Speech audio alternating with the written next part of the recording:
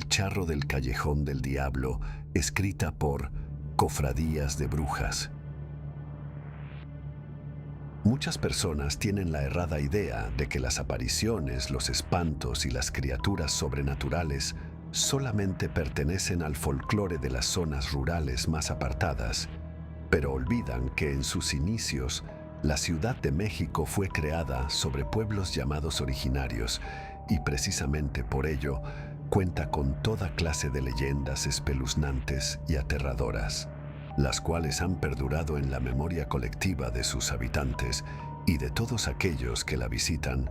Una historia muy poco conocida se desarrolla precisamente en una de sus callejas, en el infame y conocido Callejón del Diablo, ubicado al sur de la ciudad en lo que actualmente es la colonia Mixcoac. Quienes lo visiten actualmente notarán que se trata de una calle solitaria y tan angosta que solo puede pasar un auto a la vez. Nada fuera de lo común e igual a muchas otras callejas viejas de la Ciudad de México. Pero de noche es otra cosa. Lo cierto es que en el pasado fue un sitio lleno de árboles, oscuro, tenebroso y solitario, poco transitado y muchas veces peligroso, pero siempre ha preservado su esencia lúgubre y aterradora. Aunque bien es cierto que son varias las crónicas que rondan alrededor del Callejón del Diablo, y algunas son muy contadas entre las leyendas urbanas de época, existe una historia muy poco conocida de allá por los años 1820, cuando ese lugar estaba lleno de vegetación. Las calles eran tristemente alumbradas por viejas farolas que debían ser encendidas por mecheros que los ya extintos serenos tenían y que era su labor principal. En esa época el crimen era escaso y la gente temía, y con justa razón, andar a las horas de la noche en la calle, y es precisamente en una de esas noches que se cuenta que don Diego de Villegas, quien era un prominente abogado, hombre culto pero incrédulo de los cuentos de espantos, quien se burlaba de las creencias de la gente, a pesar de las numerosas advertencias que familiares y amigos le daban acerca de ese lugar. Él decía que nada de eso era verdad, tan solo son cuentos de gente ignorante y cobarde, decía, para probar que todo era producto de la imaginación de la gente. Sin temor alguno, una noche se atrevió a caminar en el callejón completamente solo, como tal iba alardeando de su valentía, pero en realidad, mientras el hombre se adentraba cada vez más en ese pasadizo lúgubre y oscuro, comenzaba a sentirse abrumado. El ambiente era pesado como en un cementerio. Avanzó si acaso a la mitad del lugar, cuando éste se percató que a la mitad de la calle se encontraba una misteriosa sombra. Era un hombre altísimo, vestido de charro, el cual se tapaba detrás de un gran árbol, como cuando se espera a alguien, pero muy al contrario de lo que muchos podrían hacer o pensar. Diego no huyó en el momento y siguió su camino tranquilamente, pensando quizás que se trataría de algún amante en espera de su amor prohibido. No obstante, el hombre no contaba con que la susodicha sombra de aquel charro negro se le iba a acercar por detrás, y al voltear a verle se encontró con él. Se trataba del mismísimo Satanás en persona, quien encendía un cigarro mientras lo miraba fijamente, notando sus diabólicos rasgos alumbrados por la pálida luz del cerillo. Sin dudarlo, el letrado salió corriendo a toda prisa, totalmente aterrado del callejón, pero ocurrió que mientras corría, el piso comenzó a hundirse bajo sus pies como si de alguna manera quisiera atraparlo. Totalmente aterrado, el hombre comenzó a rezar, y para su fortuna logró escapar de puro milagro, y no se detuvo sino hasta que se topó con el rondín de policía, a quienes les contó su desventura. Al llevarle a su casa, pidió disculpas a todas las personas que le conocían, poniendo en alerta a los habitantes de no andar por esa calle cuando caía la noche, pues la presencia de esa entidad maligna verdaderamente rondaba ese lugar, cosa que le valió sorbete a Romualdo Santos Coy, que muy al contrario del abogado, era un hombre mujeriego, fanfarrón y borracho, que tenía sus que veres con algunas de las mujeres de la zona y que tenía que cruzar ese callejón para visitar a la viuda de Romero, una de sus queridas favoritas. Santos Coy rondaba el callejón cuando el sol ya se había escondido, siendo cuidadoso de no ser visto por miradas indiscretas y curiosas. La reputación de las damas era algo serio en esos tiempos. Aunque en realidad fueran unas calaveras, a la dama se le respetaba de frente, aunque por detrás se hablaran horrores de ellas, y no era la excepción de la regla con la viuda de Romero. El caso es que el valentón se adentró al callejón con la firme intención de pasar una gran noche de pasión con la dama en cuestión. Iba ataviado como era su costumbre, con sus mejores ropas, una botella de vino y un ramo de rosas, sin darle importancia a lo que don Diego de Villegas había narrado días atrás. Romualdo se adentró poco a poco en el espeluznante lugar, donde la tenue luz mortecina de las farolas de petróleo casi no alcanzaban a alumbrar nada. Ya era muy tarde, se hecho pasaba de la medianoche, solo se podían escuchar los pasos de sus costosos zapatos de ante en el eco fantasmal del silencio, cuando repentinamente visualizó a un extraño que se recargaba sobre un árbol. A consecuencia de su estado inconveniente, estaba envalentonado. Pensó que esa persona lo atacaría y rápidamente se le acercó a encarándolo, del mismo modo que al caballero anterior, como por arte de magia, apareció un destello antes de que el hombre atacara a la sombra.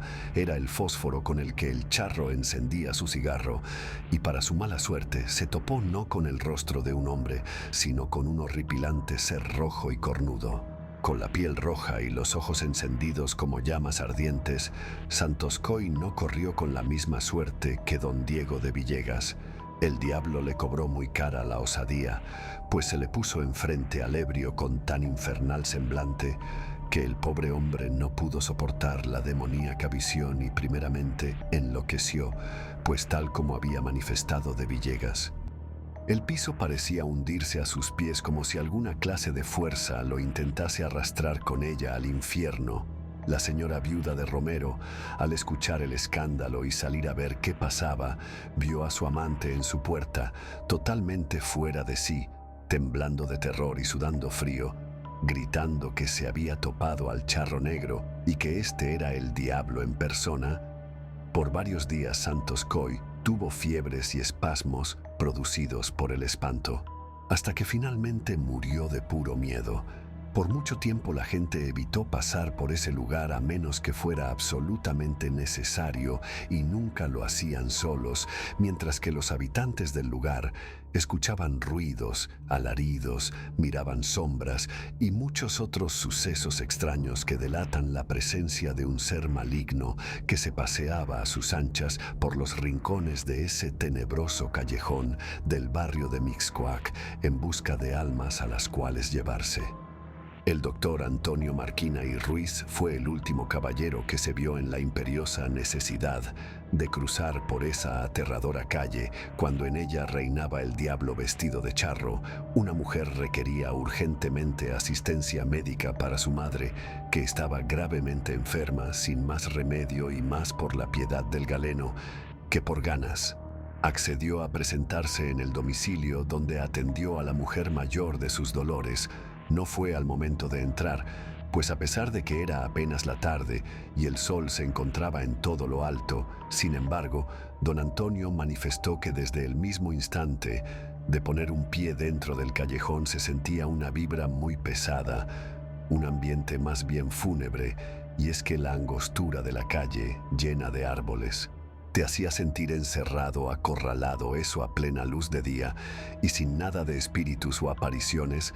El problema fue cuando el doctor Marquina terminó con su labor en la Casa de las Mujeres. Debía retirarse a su casa, pues al no contar con una clínica propia, la gente acudía a su casa por atención médica, y había pacientes a los que debía atender forzosamente a diario.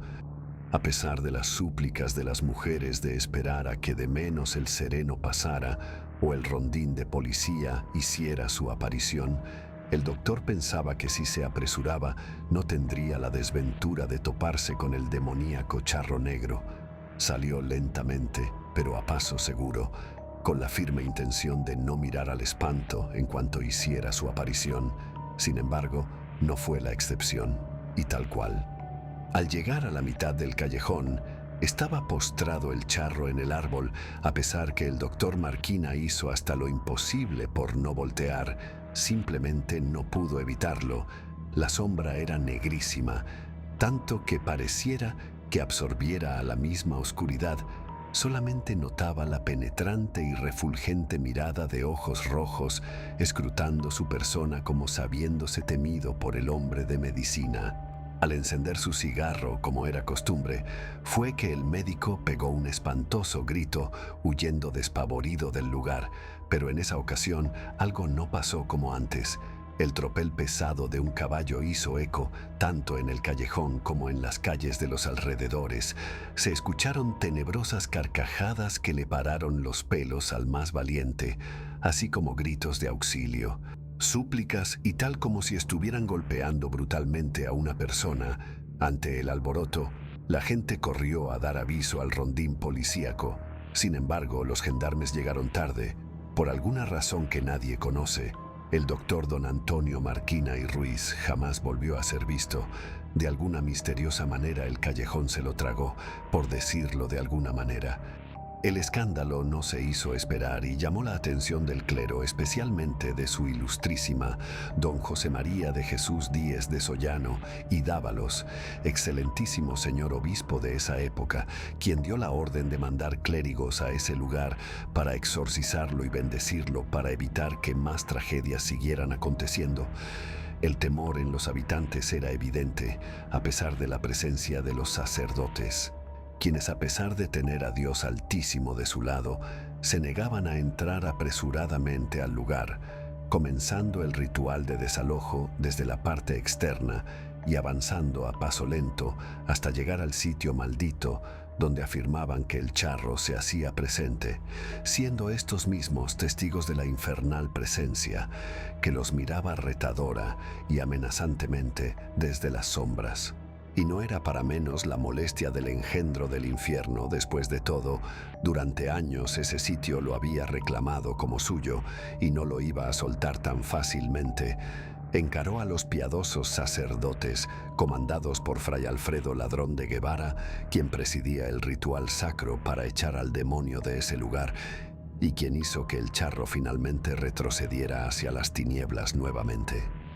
Con el correr de los años, no se volvió a saber acerca del charro.